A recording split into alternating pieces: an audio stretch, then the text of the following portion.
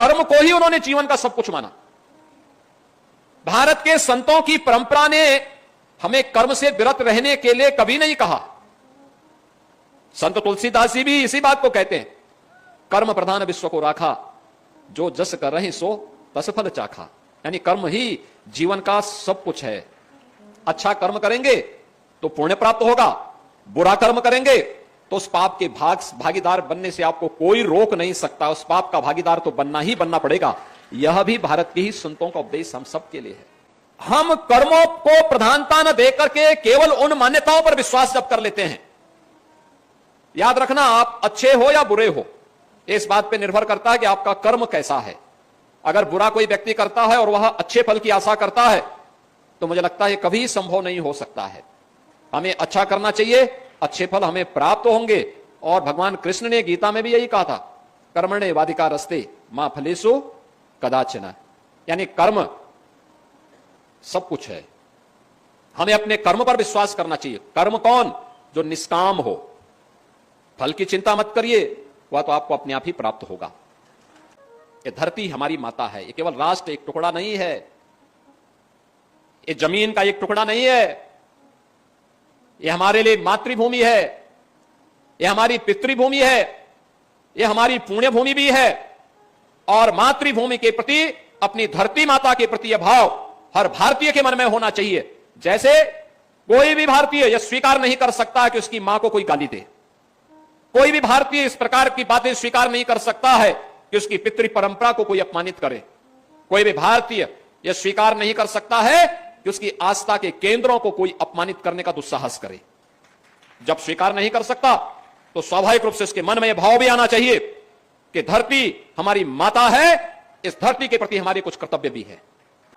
2014 के पहले जिस देश के बारे में लोगों के मन में प्रश्न खड़े होते थे, क्या होगा भारत का, दुनिया की दूसरी सबसे बड़ी आबादी का देश कहां जा रहा है, व्यापक भ्रष्टाचार 2014 के पहले, पहचान का संकट, आम जन को शासन की सुविधाओं से वंचित करने का कुत्सित प्रयास, आस्था पर होने वाले प्रहार, लगातार भ्रष्टाचार और बेईमानी के नित नए कीर्तिमान स्थापित हो रहे थे। 2014 में सौभाग्य से भारत माता के एक सपूत को देश का नेतृत्व मिला और नरेंद्र मोदी जी के नाम पर जब वह भारत माता का सपूत भारत के प्रधानमंत्री के रूप में भारत की सत्ता का संचालन करने लग गया, देखते ही देखते भारत की तकदीर भी और भारत की तस्वीर भी बदलती हुई नजर आई है। यह नया भारत है, विरासत को भी और विकास में भी बेहतर समन्वय करता है। भारत की आस्था के साथ खिलवाड़ स्वीकार नहीं करता है।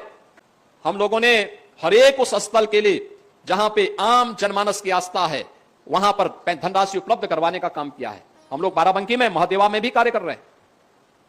लेकिन इससे पहले पैसा कहां जाता था? कब्रिस्तान की बाउंड्री में जाता था।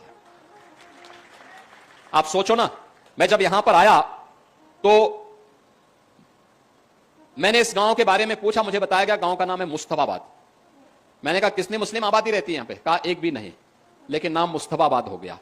हमने कहा भाई अब ये नाम बदलना चाहिए, मुस्तफाबाद ने कबीर धाम इसका नाम रख दो। हम प्रस्ताव मंगाएंगे, यहां से प्रस्ताव मंगा करके इस कार्यक्रम को आगे बढ़ा देंगे। बहनों और भाइयों, यही है आत्मीयता का भाव।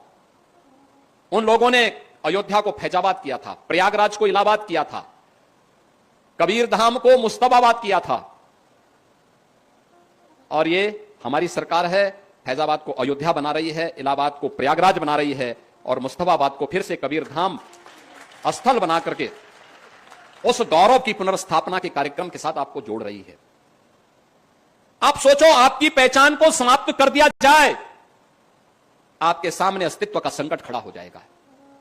ये जो पहचान थी, यह भी अस्तित्व के से जूझते हुए समाज के लिए उसी प्रकार के षड्यंत्र का हिस्सा था। और खासतौर पर इस सीमावर्ती क्षेत्र में तो और भी महत्वपूर्ण पड़ता है। लखीमपुर खीरी केवल एक जनपद नहीं, क्षेत्रफल के हिसाब से देखेंगे तो प्रदेश के सबसे बड़े जनपदों में लखीमपुर खीरी की गिनती होती है। सीमावर्ती जनपद भी है और तब भी इस प्रकार की शरारत करने से लोग बाज नहीं आए। यानी यहां पर भी नाम में भी सेकुलर, ये सेकुलर नहीं, ये पाखंड है। और इस पाखंड से मुक्ति आज के समय में आवश्यक है और उसी का आह्वान करने के लिए आज हम सब आपके पास आए हैं, आपसे कहने के लिए।